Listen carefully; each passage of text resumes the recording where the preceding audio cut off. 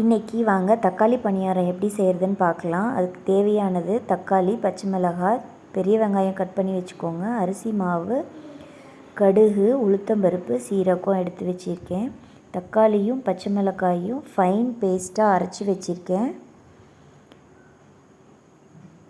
அரைச்ச விழுதை மாவில் நல்லா கலந்து எடுத்துக்கோங்க.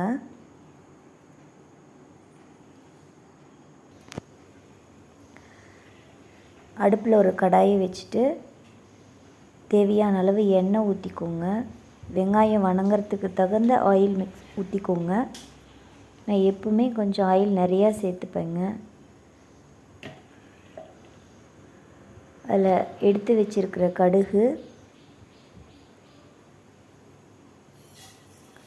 கடுகு பொரியட்டுன்னு உளுத்தம்பருப்பு ஆட் பண்ணிக்கலாம்.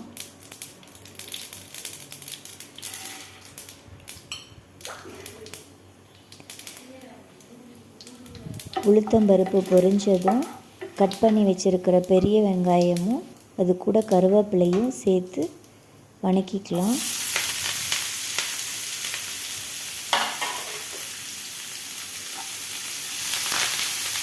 ஆனியன் நல்லா வணங்கட்டும்.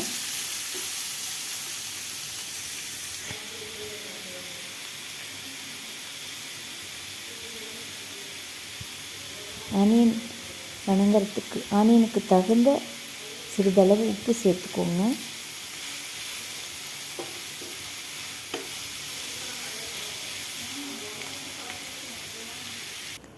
ஆனியன் வணங்கினதும் எடுத்து மாவில் ஆட் பண்ணிக்கலாம்.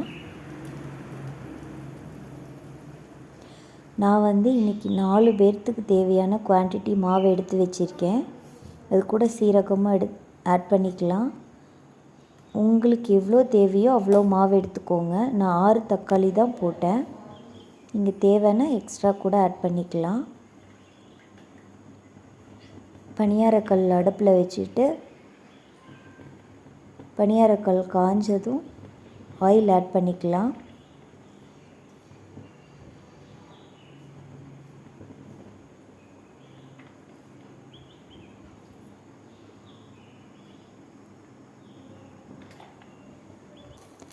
எண்ணெய் காஞ்சதும்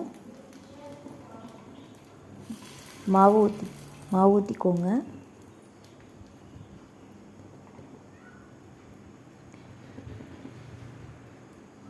மாவு நான் கொஞ்சம் லிக்விடாக கன்சிஸ்டன்சி எடுத்திருக்கேன். நீங்கள் கெட்டியாக வேணும்னாலும் கெட்டியாக வச்சுக்கோங்க.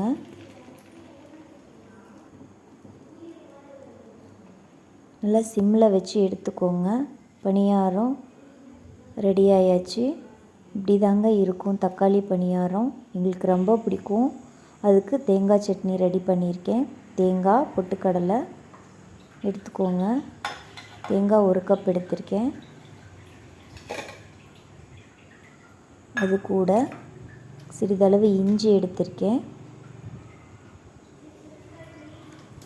3 வரமிளகாய் எடுத்திருக்கேன்.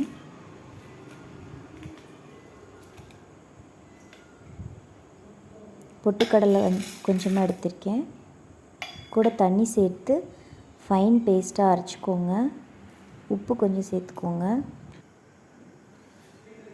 இதுக்கப்புறம் கடாயில் எண்ணெய் ஊற்றி கடுகு போட்டுட்டு 2 வரமிளகாய், கொஞ்சம் கருவேப்பிலை சேர்த்து தாளிக்கிறதுக்கு ரெடி பண்ணிக்கலாம். சட்னி தாளிச்சாச்சு.